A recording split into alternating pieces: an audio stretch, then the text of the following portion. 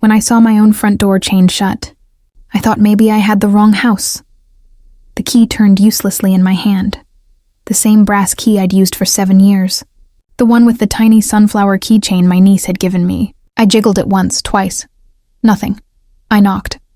Silence. Then, from behind the curtains, I saw movement. A faint shadow crossing the living room I used to call mine. My heart started pounding before I even knew why.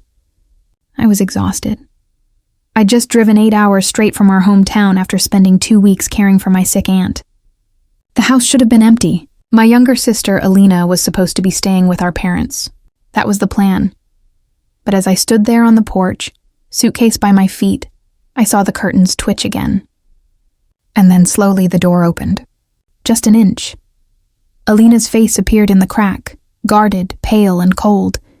She didn't smile. She didn't even say hello. "What are you doing here?"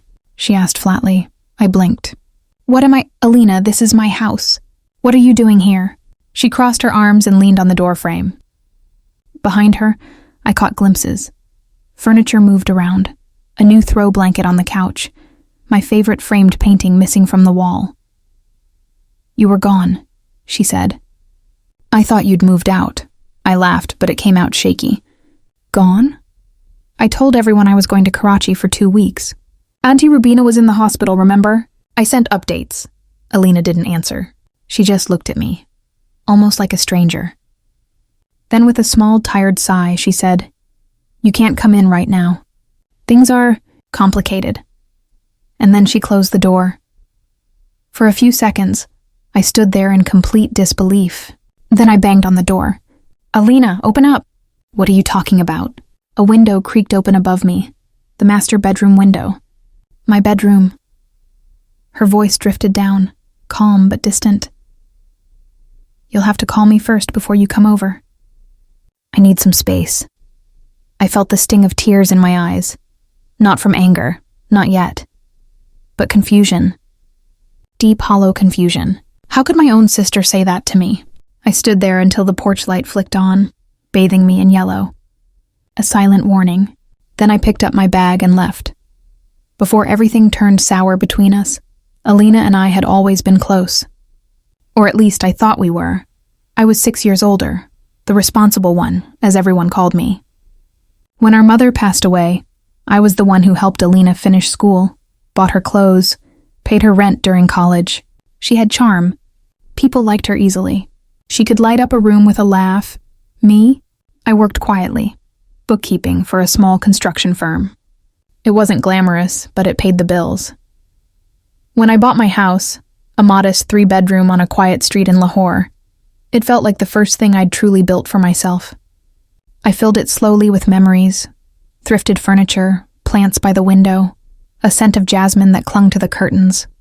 Alina used to visit on weekends. We'd cook together, her famous korma and my clumsy parathas. She'd sit cross-legged on the kitchen counter, gossiping about her co-workers while I washed dishes. She always said, "One day I'll have a place like this." I'd always smile and tell her, "You will. Just be patient." She was between jobs that spring when Auntie Rubina fell ill. I remember the night before I left. Alina had come over to borrow a dress for an interview. She'd hugged me at the door, promised she'd drop by to water my plants while I was away. I handed her a spare key, just in case. Looking back, that was the moment the story shifted, though I didn't see it then. When I reached my friend Saira's apartment that night after the confrontation, I was trembling.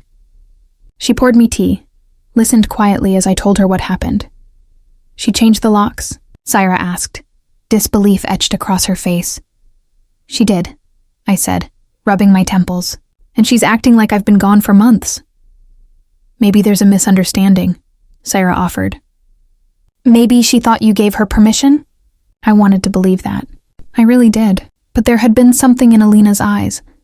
A coldness, almost relief, like she'd been waiting for me to come so she could end something. That night I barely slept. Every time I closed my eyes, I saw that chain door, my house, my home. The next morning, I called my parents. My father didn't pick up, but my mother did. Her voice sounded unusually warm. "Oh, sweetheart," she said. I heard Alina moved in. I'm so glad you two are helping each other. I froze.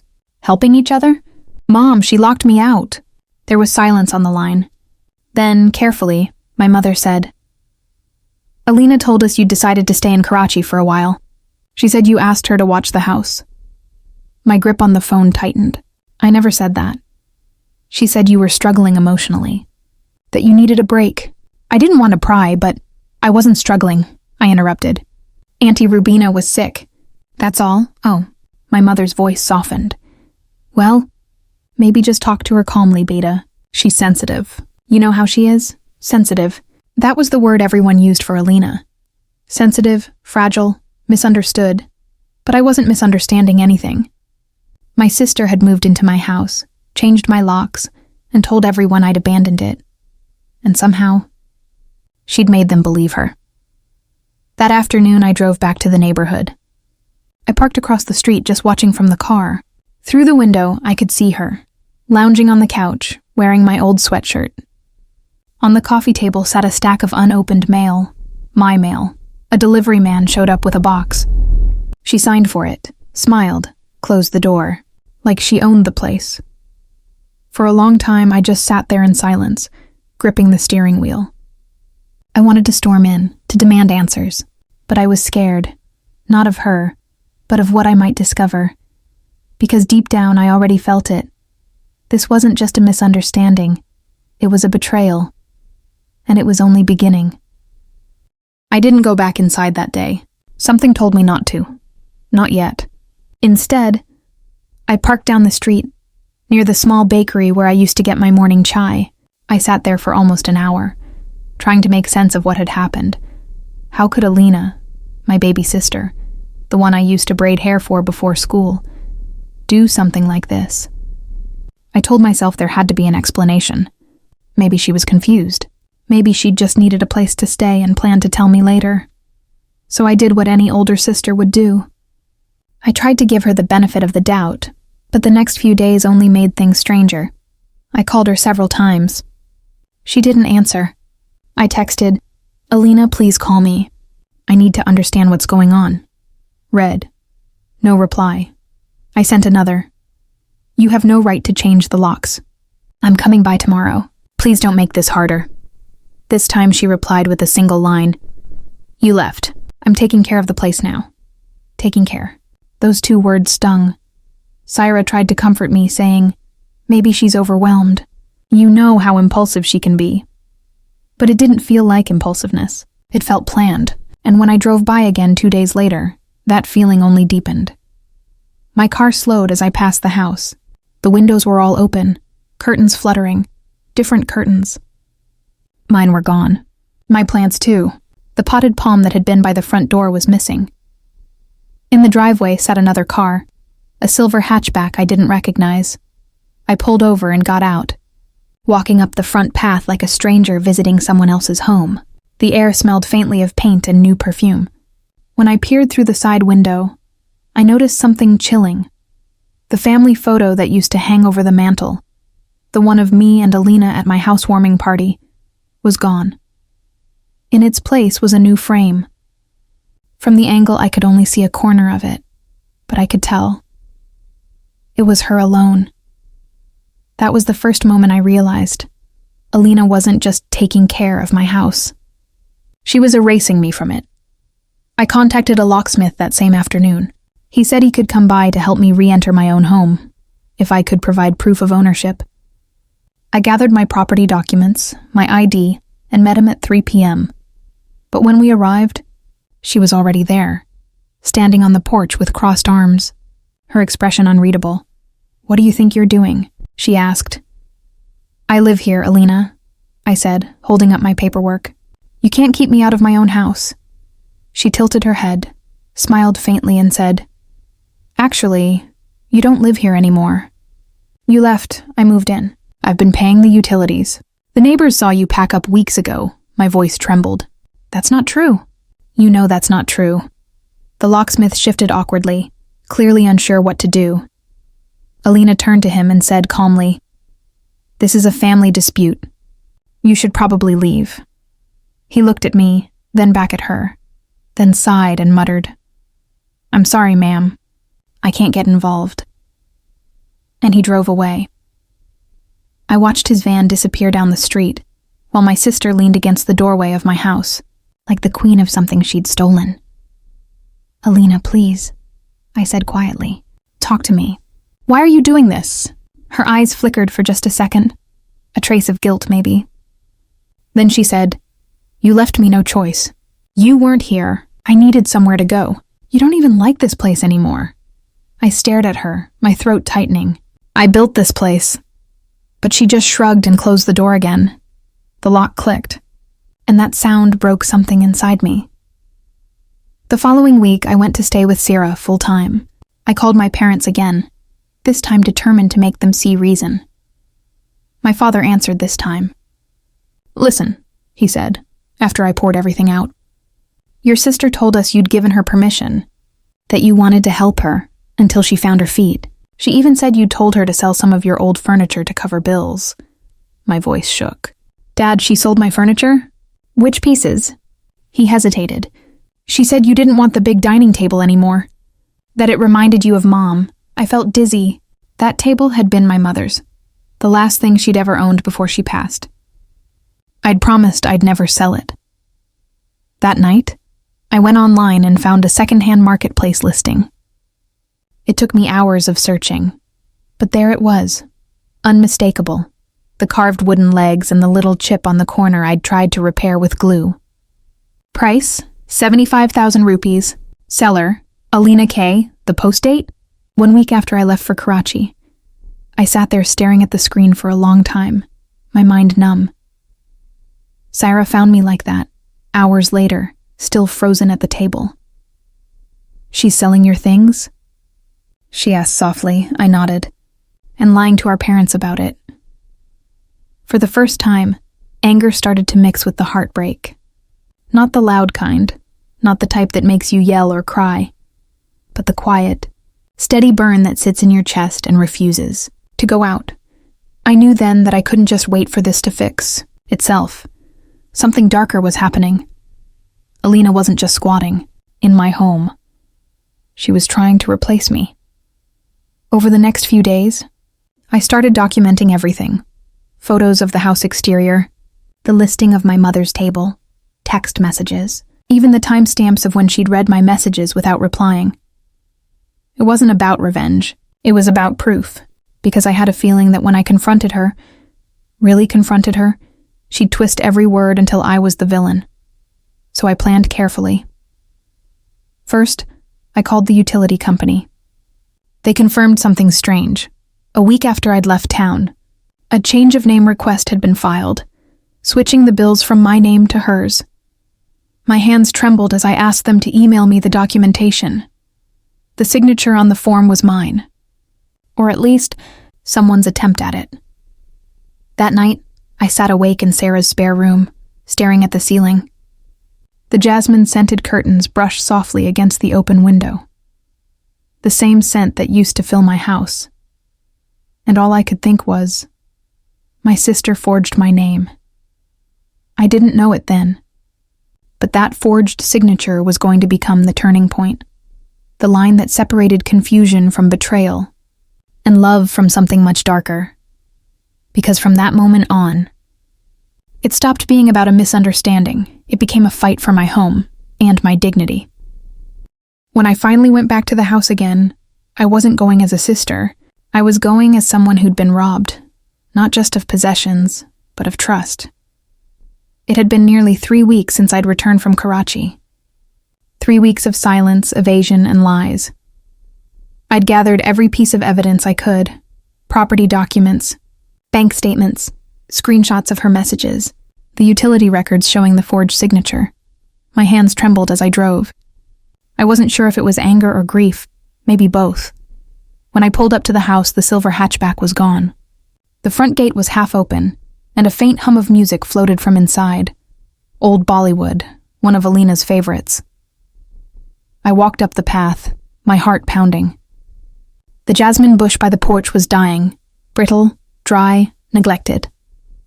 I'd planted it myself, years ago after Mom died. I knocked once. No answer. So I used the locksmith's spare key this time. The door swung open. The smell hit me first. Artificial lavender and something burnt. Maybe incense. The living room was unrecognizable. My framed art was gone, replaced by posters and clutter. A pile of clothes sat on the couch. My old photo albums were stacked on the floor, open and half torn. And then I saw it. The dining table was missing, but the rug beneath it was still there. A dark rectangular shadow marked where it had once stood. My throat tightened. I walked further in, taking in every detail. She had taken over everything. Her shoes lined the hallway. Her makeup covered the vanity. The master bedroom door was wide open. My bedroom. The bed was the same, but the sheets were different. The walls now painted a pale peach instead of the soft gray I'd chosen. And there, on the nightstand, sat my mother's gold bangles, the ones she'd left for me. I froze. I had hidden those bangles inside my wardrobe, in a small velvet pouch behind a drawer. I'd told no one where they were. For a moment, I felt dizzy, like the air had been sucked out of the room. And that's when I heard her voice behind me. "So you broke in." I turned around slowly. Alina stood in the doorway, holding a half-eaten apple, her expression unreadable. "This is my house," I said. "You've crossed a line, Alina." She laughed, soft, almost pitying. "Your house? You think a few papers make it yours? You abandoned it. I took care of it. I fixed things. I paid bills. You should be thanking me. By forging my name? Selling Mom's table? Wearing her bangles like they're yours?" Her hand froze midair, the apple halfway to her mouth. "You went through my things?" she said coldly. "Your things?" My voice cracked. "Everything here is mine. You stole from me, from your own sister." For a second, something flickered across her face. Guilt? Shame? I couldn't tell. Then it hardened. "I did what I had to," she said quietly. "You have no idea what it's like, always being the one who gets leftovers. You had the house, the stability, the money. I had nothing. When you left, I thought, maybe it's finally my turn." I stared at her, speechless. "Your turn?" I whispered. "This isn't a game, Alina. This is my life." She took a step forward. "You always think you're better than me. Everyone does. You're the good daughter, the one who takes care of everyone. But you never noticed how small you made me feel." "I noticed," I said softly, "and I tried to help you. All I ever did was help you." Her eyes glistened, but her tone was sharp. "I didn't ask for your pity." I looked around the room, the chaos, the clutter, the missing pieces of my home. "You didn't want my pity, but you took everything else." There was a long silence between us, filled with the faint hum of her music. Then I said, steadying my voice, "Alina, I'm giving you one chance. Move out peacefully before I go to the police." Her expression shifted instantly, from defensive to mocking. "You wouldn't dare. Imagine what Mom and Dad would say. Imagine how it would look if the world found out you threw your sister onto the street." "After she forged my signature?" I said. "After she sold my things? I'll take that chance." Her smile faded. "You wouldn't destroy the family like that." I met her eyes. "You already did." I walked past her, went to the living room, and picked up my property papers from the coffee table.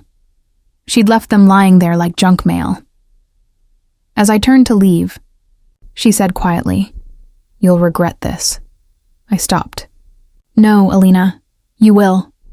Then I left. The next morning, I went straight to the local police station. It felt humiliating, explaining that my own sister had moved into my house and changed the locks. But the officer, a woman in her 40s, listened carefully. When I showed her the forged signature on the utility forms, her expression hardened. "This is fraud," she said simply. "If you want to proceed, we can issue a legal notice for eviction and theft investigation." The word fraud hit me like a cold wave. This wasn't just betrayal. It was a crime. I hesitated for a long moment, then nodded. "Do it." She took my statement, made copies of my documents, and gave me a reference number. "You'll get a visit from an inspector within 48 hours, she said. When I walked out of that station, the sunlight felt strange on my face. Too bright. Too harsh. That evening, I called my parents again. I told them everything. The forged signature, the stolen bangles, the furniture. At first, there was silence. Then my father said quietly, "Are you sure, Beta? She says you gave her permission." "Dad," I said, my voice breaking. "She's lying. Please, I need you to believe me." I heard my mother crying softly in the background. Finally, my father said, "We'll come tomorrow." They arrived early the next morning. We drove to the house together. My father didn't say much. His face was pale, unreadable. When Alina opened the door and saw them standing beside me, she froze. "Baba," she whispered. "You're here." "Enough, Alina," he said sternly. "Let us inside." She stepped aside. The air was thick with tension.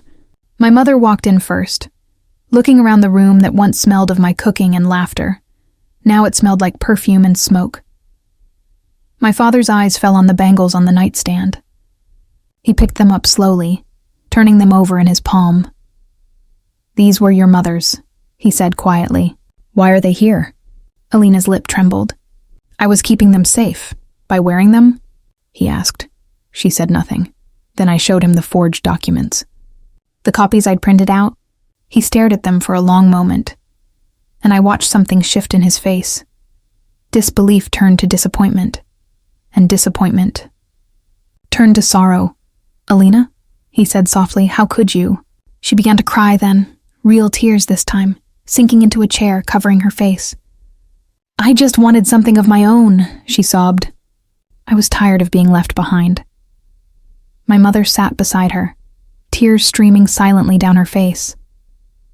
But I didn't cry. Not then. I just stood there, watching the family I loved fracture into something I no longer recognized. Because betrayal doesn't just take your home. It takes the peace that once lived in it. After that day, nothing between us would ever be the same. My parents left the house in silence. My father didn't speak during the drive back, just stared ahead, his knuckles white on the steering wheel. My mother clutched her scarf like it was holding her together. I sat in the back seat, watching the streets pass in a blur, the tea stalls, the school children, the same city I'd always known but suddenly felt like a stranger in. When we reached my parents' house, my father turned to me and said quietly, "You were right. We'll support whatever you decide to do." It was the first time I'd heard those words from him since I was a teenager. I wanted to cry. Not out of victory, but because it took something this awful to make them finally see me. The police moved faster than I expected. 2 days later, an inspector came to take photos of the property and verify my ownership. I stood beside him as he noted down details, trying not to look at Alina standing in the doorway, her face pale and distant. "Ms. Alina Khan," the officer said, "you are being served a notice of unlawful occupation and theft under sections related to property misrepresentation. You are required to vacate within 72 hours. Her lips parted slightly, her eyes wide. She looked from him to me. "You called the police on me," she whispered. "I had to," I said. "You left me no choice." The officer handed her the document. She didn't take it right away. She just stared at it like it was a piece of paper that might burn her fingers. Finally, she grabbed it and stormed back inside. I stayed outside, watching as the door slammed shut. That evening, my phone buzzed with messages, all from family members. Cousins, aunts, even my uncle from Faisalabad. "Why did you involve the police? She's your sister, for God's sake. Can't you just forgive her?" I didn't respond. None of them knew the truth. They only knew the version she'd told them, that I'd abandoned the house and come back out of greed. But I knew what I had to do. I wasn't seeking revenge. I just wanted back what was mine. 3 nights later, I returned to the house with the police. It was just after sunset, the sky purple, heavy with clouds. Alina's car was gone, but the front lights were on. When we entered, The house was eerily quiet. Furniture had been moved again. Some drawers were open, half empty. Then I saw the suitcase near the door. She was packing. A strange mix of relief and sadness washed over me. She came down the hallway, carrying another box, froze when she saw me, and for a moment, neither of us spoke. The officer beside me cleared his throat. "We're here to verify that the premises will be vacated today." Alina nodded slowly, her eyes not leaving mine. "I'm leaving," she said softly. "Don't worry." I wanted to believe her tone, calm, resigned. But something about the way she said it felt hollow, rehearsed. She placed the box down, walked past me, and stopped at the doorway. "You win, okay?" she said bitterly. "You can have your perfect little house back." "Alina, this wasn't about winning," I said. "It's about right and wrong." She laughed. Short, sharp, almost cruel. "Right and wrong? You think life's that simple? You always act so pure, so moral. But you've never been desperate, have you? You've never had to watch your life fall apart." "Alina, no," she cut in. "You get to be the victim. Always the victim." Her eyes filled with tears. "But you never ask what it's like to be me." There was so much pain in her voice that for a second, I felt something twist in my chest. I wanted to reach out to her, to hold her like I used to when we were children. But the distance between us wasn't just physical anymore. It was years of resentment, lies, and jealousy solidified into something too heavy to lift. When she finally walked out, suitcase in hand, she didn't look back. I stood in the doorway as the police car escorted her away. The street was silent except for the faint chirping of crickets, and for the first time in weeks, I stepped back into my home, truly my home. The quiet was almost deafening. The walls felt bare, empty.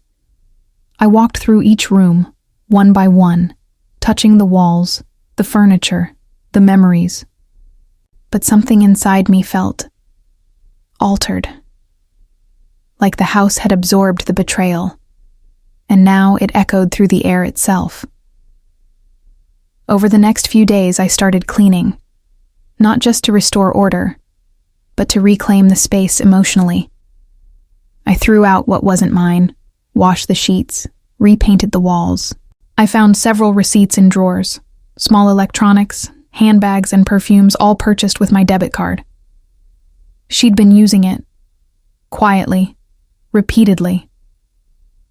The betrayal ran deeper than I'd thought, but I didn't tell anyone. I didn't want another police case. I just wanted peace. One afternoon, while sorting through my bedroom closet, I found a small envelope tucked behind the dresser. My name was written on it in Alina's handwriting. Inside was a note, short, hurried, written on lined paper. I didn't mean for it to go this far. I was scared. I thought you'd moved on. I thought I could start over here. I know I've ruined things, but please don't hate me. A. I sat on the edge of the bed, the note trembling in my hand. She hadn't apologized outright. She hadn't asked for forgiveness. But somehow, that last line, "Please don't hate me," said more than 1,000 excuses ever could. I folded the note carefully and placed it back in the envelope. That night, I sat in the living room with a cup of tea, the jasmine scent faint again from the new candle I'd lit. The silence felt different now. Not lonely, but clean. Syra called, asking if I was okay. "I'm getting there," I said quietly. "The house feels empty, but lighter." "That's what healing sounds like," she said. I smiled faintly. Maybe. Or maybe it's just exhaustion.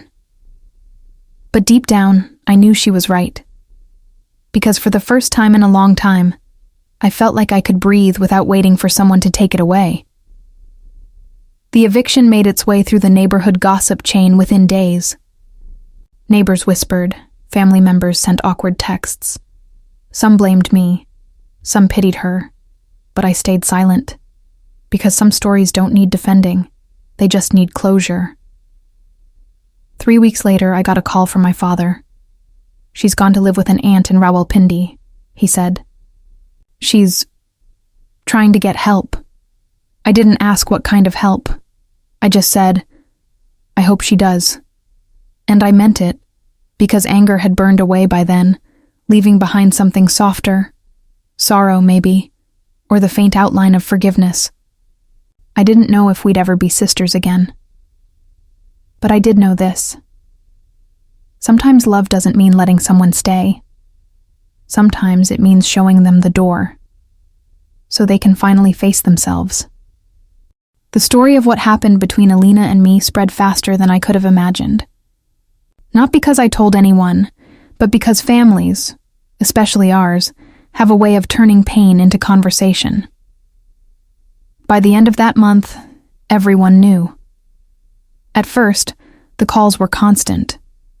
People wanted details, gossip, something to fill the quiet in their own lives. But I refused to feed it. I told each of them the same thing. "It's handled. She's my sister, and I wish her peace." And that simple line confused people more than the scandal itself. But it was the truth. One evening, my father came by alone. He stood in the doorway, holding a small bag of guavas from the tree in their yard. His hair looked grayer than before. "I wanted to see how you were," he said quietly.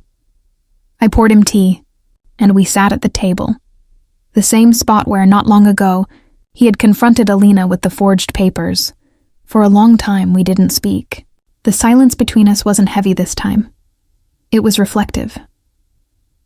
Finally, he said, "I keep asking myself what I could have done differently. With you, with her." I looked down at my cup. "You did what you could, Baba. Some things just happen," he sighed. "She was always so fragile, you know. After your mother died, I think we all relied on you too much. Maybe she resented that. Maybe she thought you had everything because you knew how to survive." His voice cracked a little. "But we never saw that you were surviving for us." That made me look up. His eyes were wet. It was the first time my father had ever said something like that out loud. A week later, my mother called. She wanted to visit too. When she arrived, she brought a pot of biryani, the way she always used to when things felt broken and food was her way of mending it. She walked around the house slowly, running her fingers along the clean shelves, looking at the new curtains. "You've made it warm again," she said softly. I nodded. "It's home again." Then she sat down across from me and said something that caught me completely off guard. "Alina called me yesterday." My heart tightened. "What did she say?" "She's in therapy," my mother said. "And she asked about you." I didn't speak. I just waited. "She said she's sorry. She knows what she did was wrong. She said she dreams about you standing in that doorway, the day she locked you out, and she can't shake it off." For a moment, I didn't know how to feel. A part of me wanted to cry. Another part wanted to stay numb. But my mother reached across the table, her hand trembling slightly as she touched mine. "I'm not asking you to forgive her," she said. "Just don't let this harden you. You've always been the strong one, Beta. Don't let pain change that." Her words stayed with me long after she left. The following weekend, I went to the local market for the first time in months. People glanced at me, whispered softly, the way they do when they think you can't hear. But instead of shame, I felt something else. Calm. I wasn't defined by what had happened to me. I had lived through it, faced it, and reclaimed what was mine. And when I passed the flower stall where I used to buy jasmine for my porch, the shopkeeper smiled. "It's been a while," he said. "Still want the same scent?" I smiled back. "Always." Later that evening, I went out to the garden to plant it. The sun was low, the air warm and golden. As I knelt in the soil, I noticed something small and glinting near the fence, a bracelet. When I picked it up, I recognized it instantly.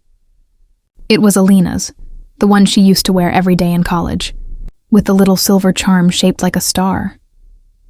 For a long moment, I just held it in my hand, brushing the dirt off gently.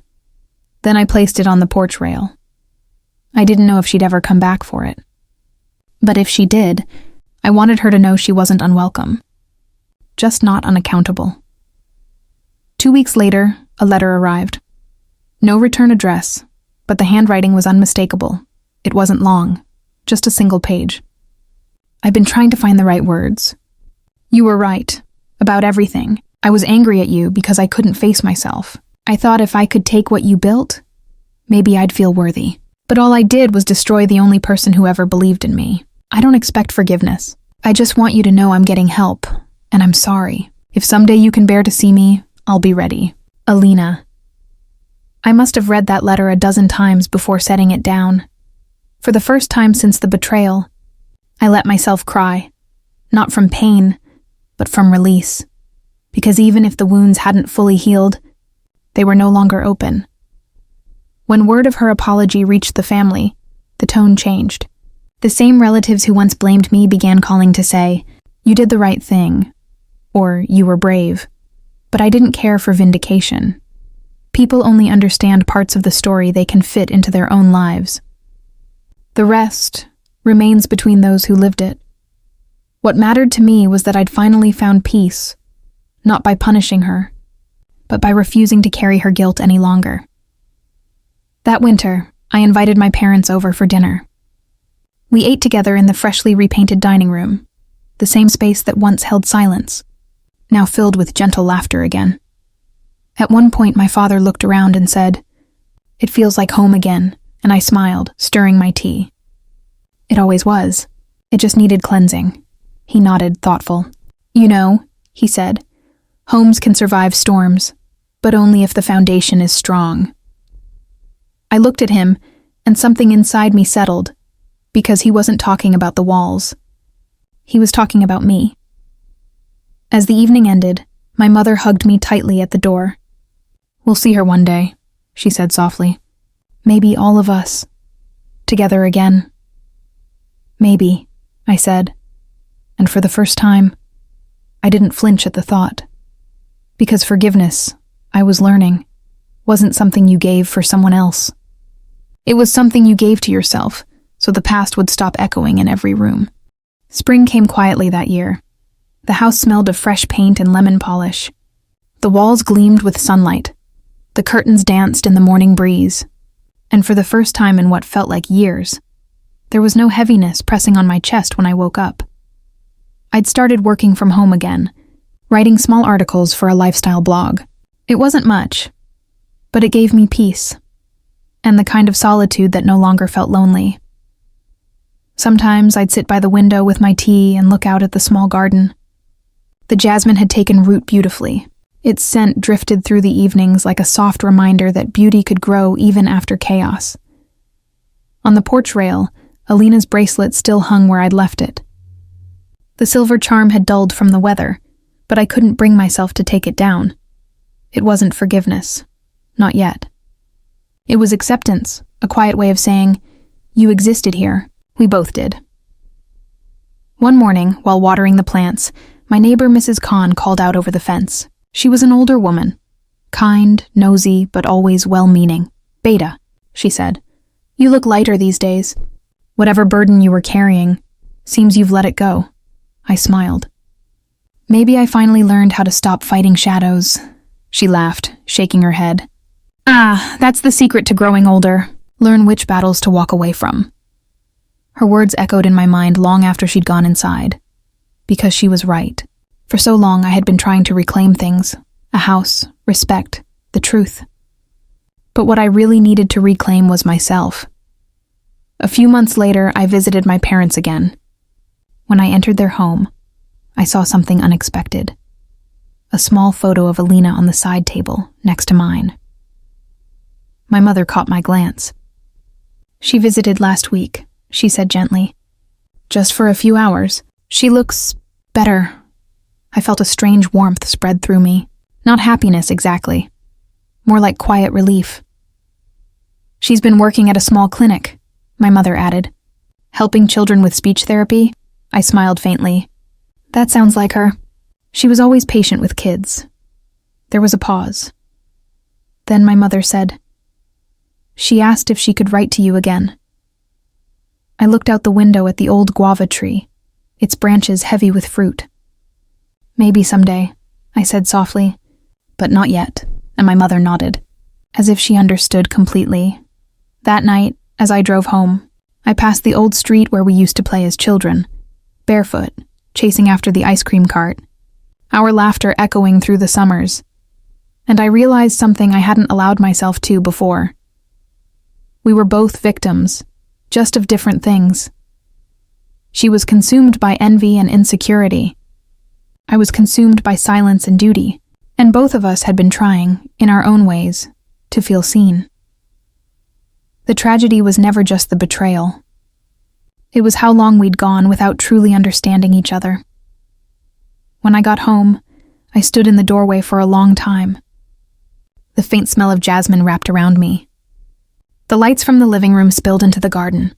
Everything felt still. I whispered to the empty space, "You can rest now. Alina, so can I." And for the first time, I truly meant it. Weeks later, I hosted a small family dinner, just my parents and a few close cousins. There was laughter, warmth, even a few inside jokes. The house that once echoed with tension now hummed with calm. At the end of the night, my father stood by the door and said, "You know, this place feels different now. Lighter." I smiled. "That's because it finally forgave us for all the shouting." He chuckled, hugging me tightly. "You're a good woman, my daughter. Don't ever doubt that again." And as they left, I realized something profound. I no longer needed anyone's validation to feel whole, because home wasn't the building I fought for. It was the peace I built within myself afterward. A few months later, I decided to sell the house, not because I wanted to run away, but because I was ready to begin again. When I signed the final papers, I took one last walk through every room. I touched the walls, the doorknobs, the little imperfections that once drove me crazy, but now felt like memories carved into wood. Then, before locking up, I left one thing behind, the silver bracelet, still glinting faintly in the fading light. Some memories don't need closure. They just need space to rest. The day I moved out, I stood outside by the jasmine bush one last time. The flowers swayed softly, their fragrance wrapping around me like a goodbye. And I thought about everything that had happened. The betrayal, the anger, the heartbreak, the healing. If you'd told me a year ago that I'd find peace after something like that, I would have laughed. But peace doesn't come from fixing the past. It comes from forgiving yourself for living through it. Now, when people ask me about Alina, I just say this. She's my sister. We've been through fire, and somehow both of us came out alive. And that's enough. Because in the end, this wasn't a story about losing a house. It was about reclaiming a home, inside myself. Sometimes the people who hurt us most deeply are the ones who once shared our laughter, our childhood, our dreams. And when that happens, it feels like the world splits in half between who we thought they were and who they became. But what I've learned is this. Forgiveness isn't about forgetting what happened. It's about freeing yourself from the weight of their choices. I spent months fighting for walls and windows, only to realize I was really fighting to protect the part of me that still believed in goodness. And maybe that's what all of us are doing. In our own quiet ways, trying to keep the light alive, even when someone we love tries to dim it. So if you've ever been betrayed by your own blood, if someone you trusted closed a door on you and called it theirs, please remember this. You can rebuild. You can rise. And you can still love without losing yourself again. Because survival isn't just about reclaiming what was stolen. It's about learning how to walk through your own home and say, "I'm safe here now." Would you have forgiven her? Or would you have walked away for good? Tell me in the comments. And if my story touched you today, don't forget to subscribe for more true stories like this one. Because sometimes, healing begins when we start telling the truth out loud.